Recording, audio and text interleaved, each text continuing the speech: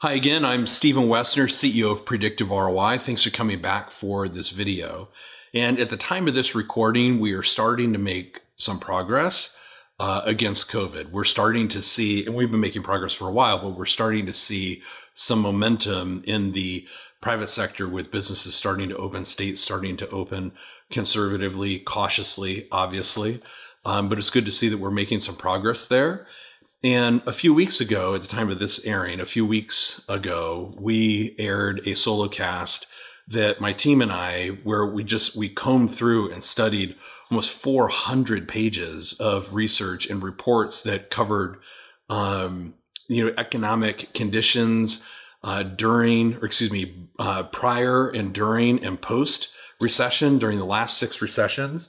And thank you very much, Drew McClellan, CEO of Agency Management Institute, provided many of those sources, the majority of those sources.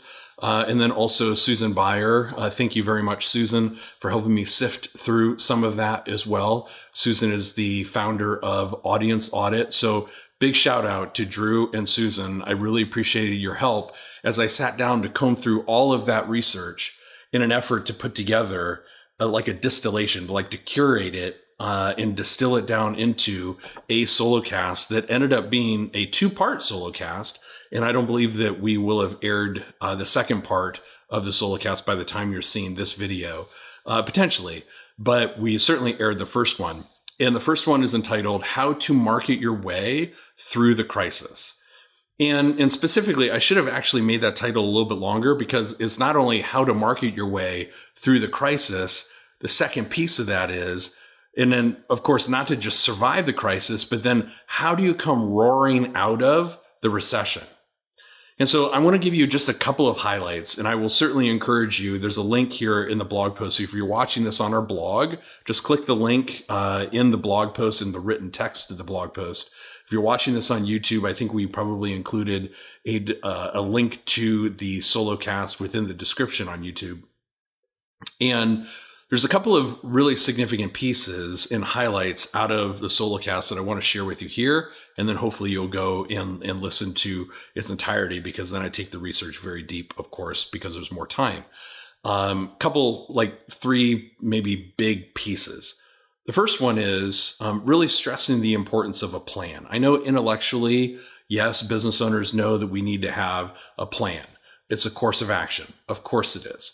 It is fundamental core. However, I will say that I talk to business owners every single day, and business owners tend not to plan. We're really good at winging it. We're really good at being sort of the battlefield general, if you will, and sort of making it up on the fly.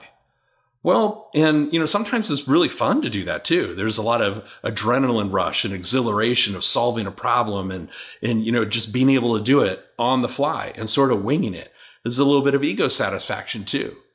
Well, I will tell you though, again, looking at the data across the last 6 recessions, the companies that did that failed. Those are the companies that didn't make it through their respective recession. They didn't. And so the companies that did make it through are not only the ones who had a plan, but the ones who had a really great planning process, meaning that it was very communicative with the leaders within the organization, with the junior leaders of the organization. People up and down within the business had clarity about the plan, and they did it quickly. This is not a 6-week, 8-week, 10-week planning process. This is something that the companies that succeeded during the recession, they did within 24 to 48 hours, and they are highly communicative about the big points of the plan.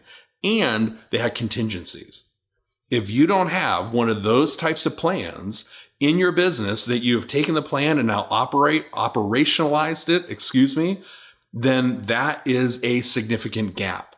And I would highly encourage you that today, tomorrow, immediately, you and your leadership team sit down and create a plan, and then get it to your junior leaders, ask them to operationalize it. Then the very next day, you review the team with the entire plan, and you're off and running. Do it quickly. You have to have a plan. Okay, so the second big highlight that came out of the solo cast is the fact that, and I should also say, citation of sources. So all of the sources of research that I pulled, reviewed, curated, and so forth, they're all in the Soulcast. Down in the endnotes, you have complete access to everything. A lot of Harvard Business Review studies or articles and so forth. So it's all there in full transparency. So you can review all of those sources. Okay. All right. And the second piece is the critical need for imagination. Again, here on the surface, yes, we may say that that's commonplace. Of course, Stephen, we need to be creative. We need to be imaginative.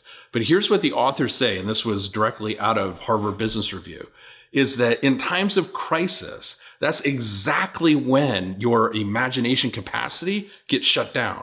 Stress level, cortisol levels, all of it, thinking about putting out that fire and this emergency need here and making quick response to those types of things. That's when our imagination suffers and shuts down.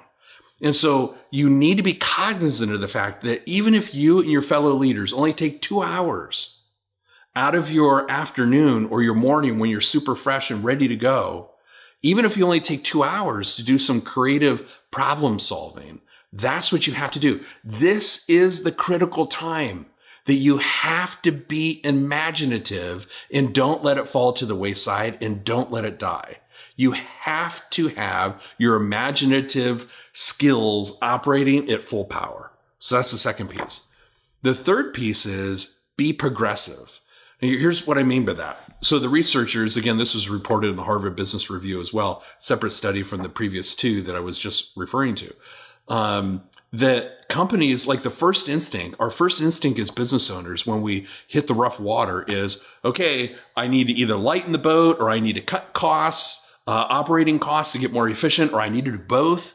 And so the companies, what the researchers found after, I believe it was 4,700 companies that they studied over a multi-year period, 3 years before the recession, during the recession, 3 years after the recession, across, I want to say 3 or 4 different global recessions. Took them about a year to pull all this data together.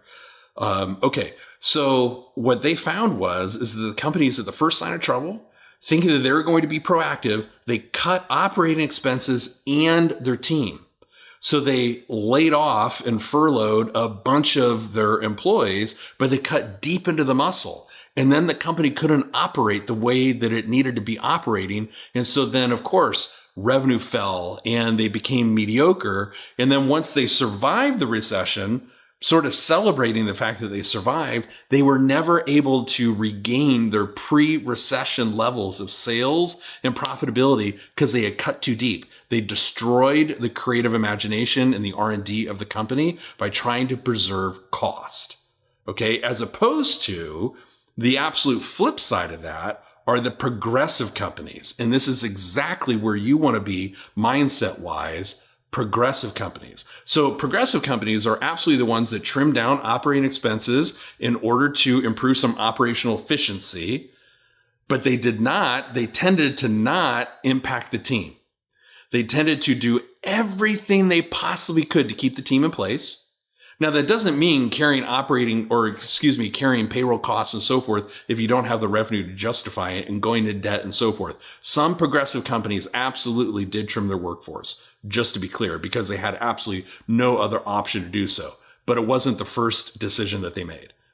Then what they did was they invested heavily, I think the actual word is significantly out of the study, into both R&D and marketing at the same time. Now, to be clear, that does not mean that on the marketing side, they became overly promotional, like from an advertising price and item kind of perspective. What it meant is that they invested in things like research, thought leadership, those types of things in order to be super, super helpful. And they also invested in new markets, sales teams. How could they expand their capacity? Then on the R&D side, of course, research and development, new product development, and so forth. But then they would also invest in new plants, new equipment, new physical spaces in order to essentially expand their footprint. When costs were going down, they were doubling down and investing in.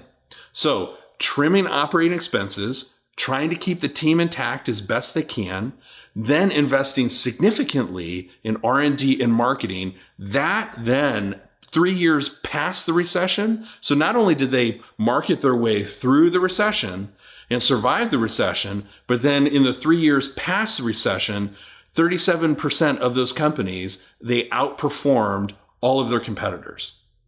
Holy bananas, right? So not only in sales and profitability and so forth. So it was significant.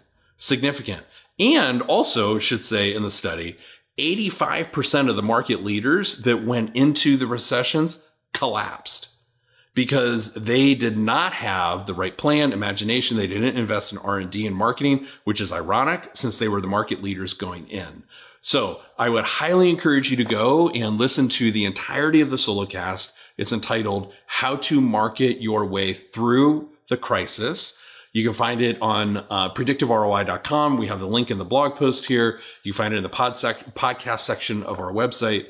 I hope that is helpful to you and your team. We tried to be as comprehensive and detailed as possible because we want to be really, really helpful to you and your team in this time of need. So look forward to your feedback on this video. Please let us know what you think. If you haven't yet subscribed to our YouTube channel, please do.